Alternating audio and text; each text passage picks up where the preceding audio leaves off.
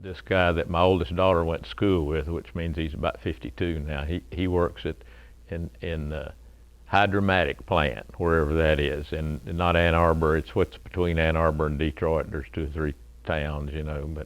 But I asked him if he took me on a tour of the plant, and he showed me like they had 20 cells where they were back then. Now this has been, well, Preston's 22, so it's about that many years ago, because I think she had a kid up there.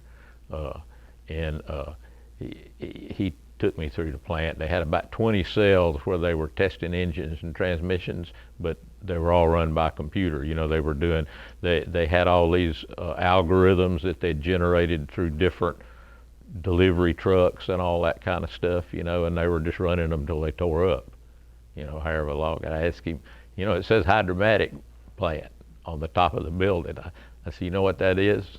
No clue. None of them did. None of them did. I said, that's the first automatic transmission GM built. Knoxville, Tennessee, till I was 14 years old. Hey, I went to elementary school, and we had, let's see, 624 in Knoxville. And I went to middle part of the 8th grade, and then my father's in banking business, and he was hired to open a bank in Tampa. So we moved to Tampa when I was 14. And I always worked on it. I had worked on the lawnmowers and had a go-kart I built in Knoxville, and I took it on the back of the moving van to Tampa. And was always in trouble in school for working on cars instead of studying, and you know, I didn't have any trouble with math and science. I had trouble with some of the other things I didn't care for. I got family in East Tennessee, in Athens. Most of them lived a long time. I keep reminding my daughters that how long. They were all 95 when they croaked. I'm still working on go-karts and cars and stuff. I got sent to military school when I was after my junior year in high school, and I liked it so well that I stayed an extra year. I guess as long as we're talking about education, I went to Georgia Tech and majored in mechanical engineering and industrial engineering, and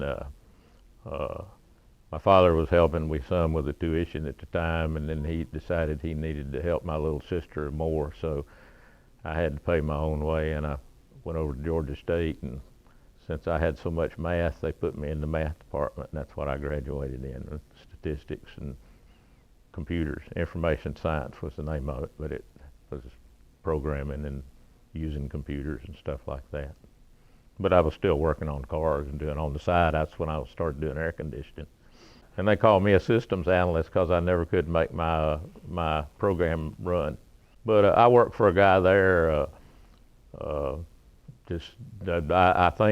think I'd had him work on my car, and the compressor went bad, and I had him charge it up. He said I should come and work for him, and so when I once in a while had to drop a course or two, and in order for me to stay in Atlanta, where my wife was in school at the time, she wasn't my wife. I had to work, so I worked for this guy fixing air conditioners. And I think I've told you the reason I got into air conditioning is because everybody knew how to do rear ends and transmissions and tune-ups and carburetors and all that, and they'd all tell you exactly how you were doing it wrong and all that, and nobody messed with electrical and air conditioning much, and I liked that because I didn't have anybody else telling me how to do my job.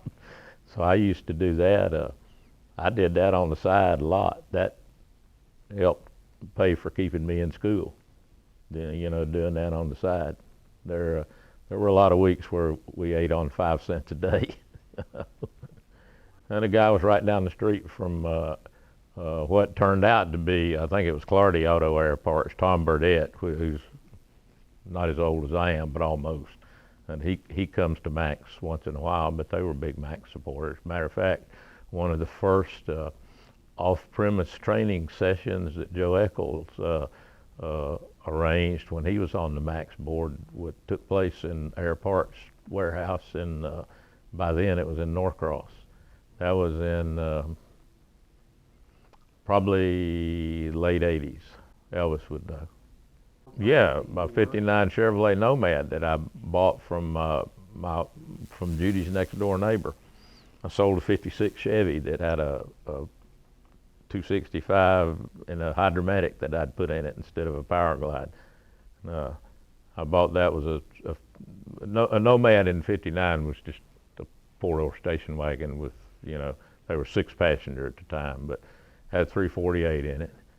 It had factory air and had an A5 on it, and it wasn't long before it started making noise because they were junk to start with. And I put an A6 on it and had to have somebody to charge it. So I didn't charge it. I took it to that guy I was telling you about that I started working for, and you know, he convinced me I needed to come work for him. I like to read the manuals. I've always bought the GM service manual for all the cars I've had. You know, I like to read about what I'm going to do before I do it. A lot of people are you know, just go do it, and you know. But yeah, when I graduated, I interviewed. The job market was in the tanks, and I interviewed about 5 or 6. Interviewing guys. I was 30 years old, or 28, 29. I was interviewing guys that were 24 and 25, just out of school, you know, and talking about computers and IBM 360s and, you know, programming, whatever that was. I was programming, I could program then, and they were all lost. And, you know, I just decided to move back to Tampa. Well, when I graduated, Judy said, the girls and I are going back to Tampa. She's born and raised in Tampa, so she doesn't like to go outside if it's below 70. Caroline can attest to that. But so I worked for a guy in Orlando for a week that I'd gone to high school with. That had a kind of I referred to it as a Schaeber air conditioning shop, or a bunch of them, actually chains of them. And I did that, and I said, yeah, I can do this. And I can do it and not take advantage of people and steal their money. Judy had a little bit of money. She was a research chemist at CDC, and when she got out of school, and we had a little bit of money. She had her retirement fund, and said my old man was in the banking business, and I said, well, can you loan me a little bit of money? And his answer was, hell no, are you crazy? And that was his words exactly. And so I went to my uncle, and he was a doctor, and he said he'd co-sign for me. Well, we paid that back the first year, so you know, we were fortunate though. I mean, a lot of the people we moved into a little town outside of Tampa, Temple Terrace. It's all it's all in the same county, and we had good customers, and you know, the parts guy liked me, and then the part that owned the parts house, the Temple Terrace Auto Parts, he liked me, so he sent all the filling stations. You know, nobody did air conditioning. It wasn't like it is now, where everybody on every corner is. And so they sent us all the business, and we survived. And we started doing trucks by about the same time. We maybe do a little bit of stuff like well, not now, but even up until 10 years ago, in the wintertime, when there was really a wintertime, we used to get down 15, 16, 17 in Tampa, you know, in the winter. So we didn't even have any frost last year or this year. You know, so the climate is changing a little bit, although the climate's always changed. Yeah. You know, we had to revamp things. Anyway, we started working on trucks, and you couldn't even get, you had stock parts if you're going to do that. You couldn't even get any truck air conditioning stuff, you know, from the dealers. They had factory air. Kenworth, Peterbilt had it. Mac had it. I don't know if anybody else had it or not. They didn't have it in the conventional cab trucks. It was just in the cab overs. And then the conventional, Pete and Kenworth had it in the conventionals. But they all started in 70s. They didn't have air. Maybe 71's the first one I remember having air in it. And it was probably Red Dot, a Kenworth, or Pete too. And I liked the parts business because I had worked in the parts department for a Chevrolet dealer a couple of summers when I was in high school. And I don't know, the parts business, I guess the detail of keeping track of all of that stuff, that kind of went along with the engineering and being a math, I mean, you know, a detail. I'm a fairly detailed person. You know. It's all heavy truck and off-road stuff. About probably 40 or 50% of our electrical stuff is 24 volts. The parts, depending on how many technicians we have in the shop, the parts sales may be anywhere from 65 down to 50% of our gross sales. So it's over half or about half. That's diminished somewhat in the last 5 or 6 years. The market's changing. You got to go with the flow. It's just like we had 4 off-road service trucks on the road in late 90s and early 2000s, and that went away. Probably, if you're in the heavy truck business, you're going to have a slowdown about every 7 or 8 years. I mean, I can about tell you the 4 or 5 we've been through, you know, and anybody in the Thermo King or the Carrier or truck dealer business can tell you that too. But it crashed in starting about 2000 and 2001, I guess. When the market came back for the off-road stuff, all that stuff had factory air on it. We used to do most of those service trucks mostly were doing installs in off-road equipment and repairs too. So that part of the market changed. You know, the market just changes. The parts end of it changes. The service end of it changes. Stuff doesn't wear out like it used to. When we started, you were lucky to get a heavy truck air conditioner. You were lucky to get it to run the whole year without having to do something to it. You know, now 400,000 or 500,000 before you don't see them until they're out of warranty. All we work on is junk in the shop. I mean, I say that, you know, you don't work on anything that's real new, 6, 7 years old maybe. Caroline's got all the statistics but about 70% of what they do in the shop is medium and heavy trucks, class 6, 7, and 8 trucks. Rest of it's pickups, cars. Do a lot of Ford pickups, not so many GMs. Probably half of the pickups they do are Fords. You look at GM and Chevrolet both, and the market's about even. Not too many cars, some. No Europeans. I think we'd read about it, you know, it was a new organization, but or it was new part of NARSA then, I think. But anyway, we'd read about it, and I think the 3rd and 4th meetings they had at the Sheraton Sand Key, and that's real close to us, so we went over there. And then, thanks for just getting me that vodka, by the way. Yeah. In '89 or something,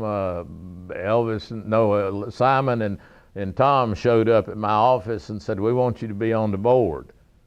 Huh? What's that? You know. But anyway, I agreed, and they had that one at the Swan. It's at Disney World. It wasn't finished. Half the rooms didn't have toilets, or some of them didn't have toilet seats. Some of them didn't have tile on the bathroom floors or carpet in part of Anyway, it was interesting. We had it at some other Disney hotel the next year. And that's when the Chrysler guy, that's when we were going into 134, and that's when the Chrysler guy told us, we can't even get the 2 refrigerants in the same room. It turns everything black. There were a lot of tales then. I remember 93 Freightliners had 12, and 94 Freightliners had the same condenser, but they had 134 in them. And the condenser was about as big as my thumb. And they never could understand why it wouldn't cool with a sleeper and all that. But anyway, the cars weren't like the Suburbans weren't 134 till 95. I think the 94s, the 94 Suburbans were 134, but the vans were still 12 because the van changed, the platform on the van changed in 95.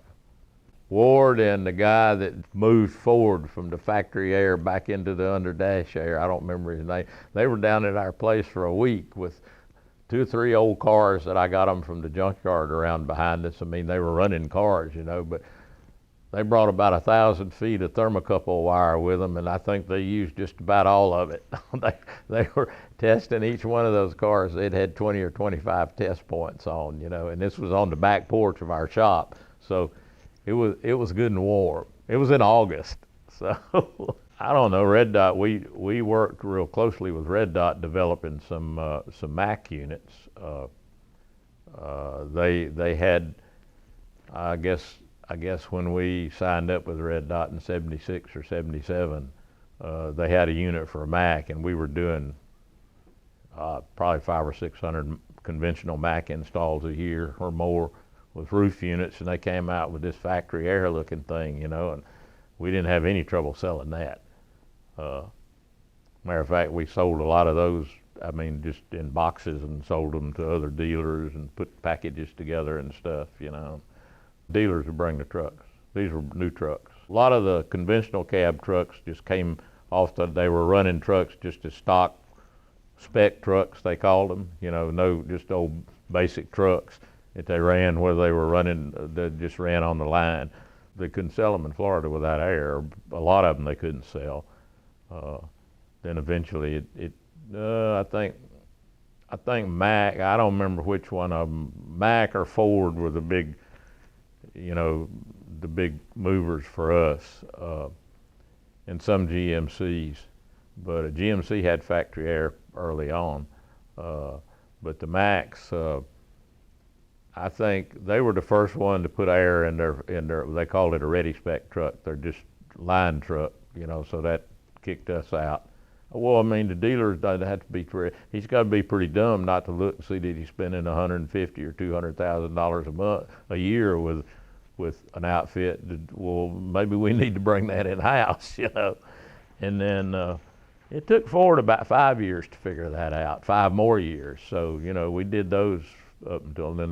That market went away, and you find other stuff to do, But traditionally, we've been a business that was niche, obviously, truck parts, I mean, because when we first started doing the truck stuff, we stocked the parts from Air Parts pretty quick, because you go to the dealer and want to buy a dryer for a factory Mac. Well, air conditioning? You don't need no air conditioning in a truck. And you put air, guy come in that's 70 years old, he's driven a truck all his life with no air, and you put air in it, and he goes around the corner and the fuse blows, or the accessory relay on a Mac used to go bad when you hooked the air conditioner to him, He'd come back and you'd think he'd never set foot in a truck without air. Florida's weight laws were so that they could run single axle MACs, and so that's where all the single axle MACs went, But for a long time, all the rock haulers used MACs, all the triaxle dump guys used MACs, and it was a big seller down there. It's not everywhere, but work on cars, fix shit. I've got a '33 Chevy 4-door sedan that I bought. It's an Eagle. It's not when they changed it now, a Master. An Eagle is a Master, but that's a 33 only name. I don't know. I got the hair to build a street rod, So I built that. I bought it on the road in '80. I don't remember. I bought it in '77, and I screwed around with it in the winter times. So I think it finally got on the road in '84, because we'd built the house in '83, and we were at the new house, I remember. And it's still running. I mean, I've done some stuff to it, Had to change the motor, because the motor that I put in it was new, rebuilt, but it got 4,000 miles on it. I needed something with more power. I wanted an old Suburban, so I couldn't find one, so I bought a '35 Chevrolet Ambulance, because I thought it looked cool, and I could never find a Suburban. Well, about 2 months later, I found a '36 Suburban. It was a military one. It had been, I mean, it's got the little aluminum tag on the glove box that all the military stuff then had riveted, in the car. Everything had that tag. But and it's military. There's no question about it, because it looks like they dipped it in olive drab paint. I mean, the frame rails, the wood in it. Both of those cars are wood. They're Fisher bodies. They're wood framed with tin nailed on them. The Ambulance I got to get rid of, but the Suburban I've had it for 15 years. I finally started working on it. That's mostly what I'm working on now. But I got a 55 Chevy pickup. It's a Series 1 pickup, which means it looks like a 54. It's 3/4 ton. It's running and driving. It looks decent. I mean, it's usable. It's got a solid front window. It's got an open drive line, which the older Chevy trucks didn't have. And it's 5-window cab. Everybody thinks these are all neat. You can buy a brand new cab for one of them if you want it. But this was an Idaho. It said it's a 3/4 ton. This was an Idaho truck, so there's no rust on it. Just like I had to wash it had been painted and all, but I had to wash the doors out, and everywhere you stick your hand down in there, there's this real fine red clay. Not like we had in Georgia or Tennessee. We had a lot of that in Tennessee, but I have that in Florida on my property as well, along with sand. It's real fine, powdery stuff, There's not any rust on the truck. I guess they didn't. I guess it stayed on the farm. It was a farm truck. Yeah. Especially where we are. We got salt. We got salt on the west side and fertilizer and phosphate on the east side of Tampa. The county east of Hillsborough, which is where Tampa is Polk County, mines about 65% of the world's phosphate that they make fertilizer. And they send it on the railroad that runs right in front of my house. But you still got it all in the air, and there's fertilizer manufacturers. My next door neighbor is a chemical engineer until he moved. I went to tech with him. You got beer? Oh, anyway. He ran one of the fertilizer plants down there, and I heard him and this other friend of mine from tech that was a chemical engineer talking about, he was saying, I don't know why they don't have more security down there. He says, I got enough ammonium nitrate down there to blow Florida clean in two if it went off. But there's 2 fertilizer plants in Tampa. I've got a couple I got a 64 Chevy Biscayne that's a nostalgia super stock race car. I bought that and another 64 Biscayne, and one of them was pretty nice. I was going to put it on the street, but it turns out it had been swimming in some of that green water over in the phosphate pit, so it rust pretty quick. I think I was vice president and then president for a year.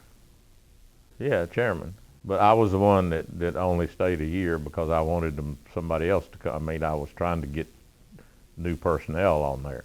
Melton wasn't happy with me because he thought everybody was there for 2 years, and I screwed up the program. Every 2 years, yeah, back then. I don't know. We had more people wanted to serve then, It was starting in the 90s. I was chairman when we went through all the 134A crap. I had to go to all those meetings with, I don't know how many times I went to Tallahassee when we were trying to get the flammable refrigerant law passed. Go up there and politic, meet the insurance commissioner, the little short guy that ran for governor later. He was a go-getter, boy. And then this lady that was in charge of she was whatever the head bureaucrat for the flammable gases part of the insurance commission. I don't know. Florida has, they divvy stuff up in the weirdest way, their branches and all. But that took a lot of going back and forth, to get to talking to the right people and talking to he was an insurance commissioner, and then he was a lieutenant governor, and, talking to him. And then we had,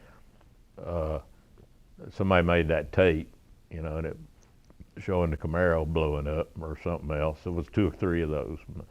But yeah, took a lot of politicking. Simon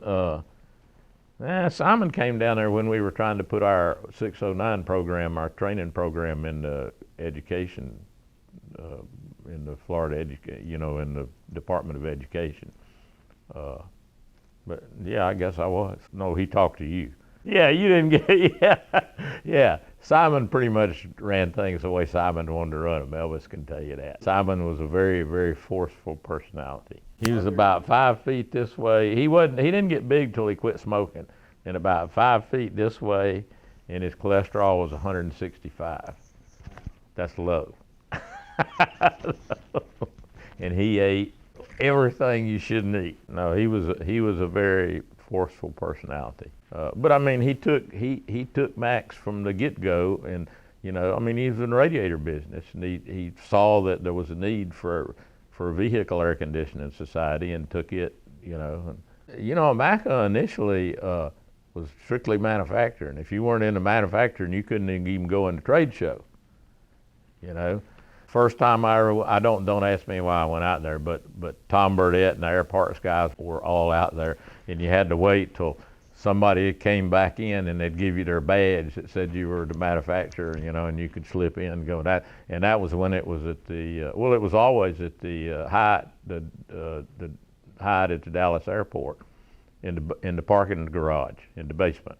They put carpet down on the and there was a, then it was, no, it was downtown at what used to be the Americana downtown, and I don't know what hotel it is. That was the first time I went. That was the only time I went when it was there. Same deal though, it was in the parking garage or in something, you know. And I remember they had a bar hanging up on the wall, and Matt Parkman and I sat up there in the bar waiting on Burdett and them to come in, and waiting on somebody to get a tag so we could go back down and go through the trade show, you know. And we were sitting there, and then Burdett and his bunch and Mel Smith came in, you know, and everybody came by because everybody knew Tom's daddy was big, and he started out selling Vornado, and he was one of the old timers, real old timers in the air conditioning business. He sold Clardy units all over, everywhere but Florida in the Southeast. That was an old add-on air conditioner, real good one. But anyway, everybody that came by there, we bought them a drink. And then I think Dave Ruddig was trying to hustle. He was still with Parker. He was trying to hustle the Gilmores in Orlando to handle their line of dryers, you know. And when everybody, well, we're going to eat. Well, there's about 10 or 12 of us going out to eat, you know. And the question came up about the bar tab, you know. And Ruddig was trying to be Ruddig and take the bar tab up, you know. and it had been, this was like 8 o'clock, and we'd been there since about 4 or 4:30, you know, buying everybody drinks. I don't know how much that bar tab was, but Burdett told him, he said, "You don't want that?" "Oh yeah, I'll take care of that." Well, for about 2 or 3 years after that, every time I saw Ruddig, he'd run the other way. And Matt said he did the same thing, said he wouldn't even talk to him when he came down there to see the guys at Air Parts. So it must have been big, and we never could find out how much it was. In Atlanta, it was a part, they sold Clardy air conditioners, and then they sold air conditioning parts, you know, pretty big. And they got in the compressor rebuilding business, mostly A6s. Then they got into dryer manufacturing business. You know, Four Seasons bought that dryer plant out, you know. You know, the business changes. I mean, you know, the market changed the way people were buying stuff, you know. Well, I like to fix stuff. That was all you know, and you talk to a lot of guys. I've talked to a lot of guys that have places and say, yeah, that's the reason they did it. They like to fix stuff, you know. I don't care what it is. I just like to fix stuff. Some things I like to fix better. I like to fix some kind of things better than other things, but, you know. And like building that 33 Chevy or doing that, I did a lot of stuff that was kind of weird, but you know, it's stuff I wanted to do. It's not a show car or anything, it's a driver, you know, but I don't care whether anybody else likes what I did or not, you know.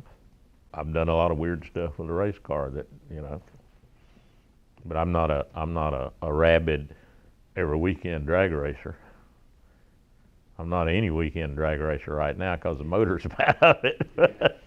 I like the electronic part of the air conditioning. I mean, the computers were always one of my, I was always fascinated by how much they could do and how much they could handle, you know. And I mean, we just scratched the surface, you know. The old ones, unfortunately, I have to go in and work on them, or either tell them what, you know, what not to do. No, don't try that. I've already screwed it up 4 times that way. Do it this way. We do a lot of copper condenser and evaporator repair. We do a lot of, make a lot of hose assemblies.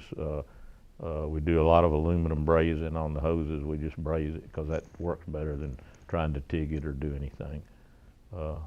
Using some stuff that now we're using some stuff that Phil Jones turned us on to. We were just using TIG rod and some brazing flux, but you got to hold your mouth right to get it to work. But if you explain to them that they don't have a job unless they learn how to do that, they learn pretty quick. Yeah. Plus, there's a little bit of competition between them.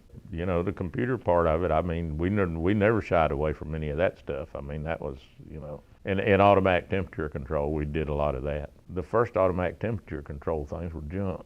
I know how to fix them. Yeah, they work good. But, they were just, we got lots better stuff now. Lots better stuff. It's just like the cars, like fuel injection. As soon as they came out with electronic ignition, I put an HEI in my '64 Impala as soon as I saw one. When I held one of those distributors up and hooked the battery to it and spun the shaft, and that spark jumped about that far down from the cap down to the bottom. I said, I got to have one of these. I don't know. The bottom line is I just like to fix stuff. I mean, just like that, all that crap with like we had one of the USF first Gillig buses they had there. We had it there for 2 months trying to find out why it wouldn't stop setting this one trouble code, and find out finally they got a wide of wires like that run from the back, and the units all sit in the back. There's ductwork going down the side, but the unit, they're pretty cool. The unit is about the size of that thing and about this thick, and it sits in the back. When you see them in the back of the bus, the air conditioning part, Gillig's made in California. Most of the transit buses are Gillig's, but GM got out of that business. So but Carrier and Thermo King both make the units, and it's a one-piece thing, but the evaporator's on. Anyway, it's all, you can open the back and get to the compressor and all of that, but they got a bunch of wires about that big around that runs around to that. It's all computerized. It's got a board and all, and then they got a controller up front with a Ethernet cable running all the way up to the controller. But it's just computer. I just pulled the cover off of that, and of course you can imagine the bus probably got 1 million miles on it, how much dust and crap. But all the wires are coded. So we found out that the same kind of plug works the clutch as works one of the switches, and somebody switched the plugs on. It's real simple, but it took that long to find it. We don't turn anything. We tell customers that are, bring stuff in that somebody else has messed with, look, we may work on it, you may be back here 8 or 10 times, but we're gonna fix it. This isn't like coming to the dealer where they're gonna look at it. If you're lucky, they're gonna go to 3 times, and then they're gonna blow you off. We don't do that. You stick with us and we'll get it fixed, and we always do. I guess another project I had was, I guess we had 3 salesmen at one time we had about 20-something employees, Judy says. We had 3 salesmen on the road because we had a store in Orlando too.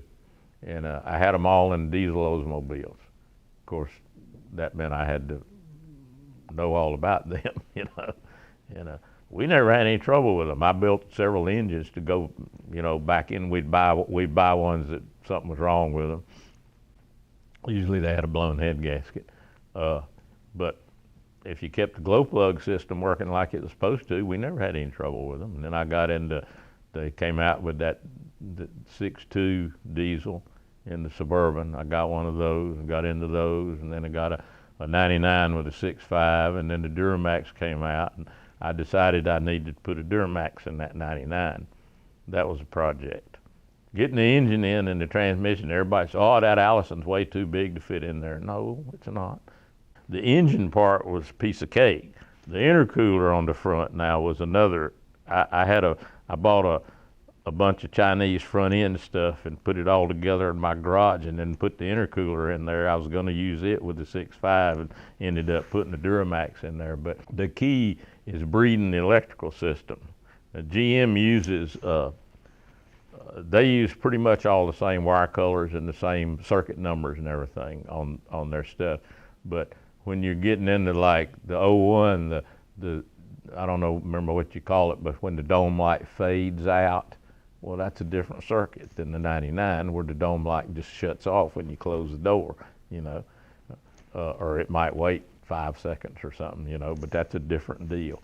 But anyway, I think there was I used all the '01 front end out with the engine and all, and then I got inside under the dash and had to breed 162 different circuits, all soldered and heat shrunk.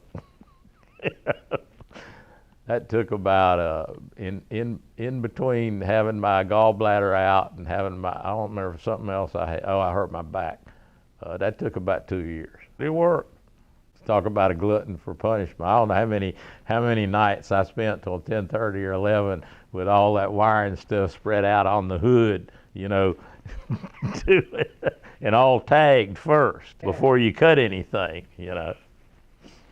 I had another guy that we built. He put one. He's lived in Zephyr Hills up there, and he came and looked at all of mine, and you know, he put one in. He was pretty good. He put one in a '95, which was a 95's OBD1, so it was a little easier.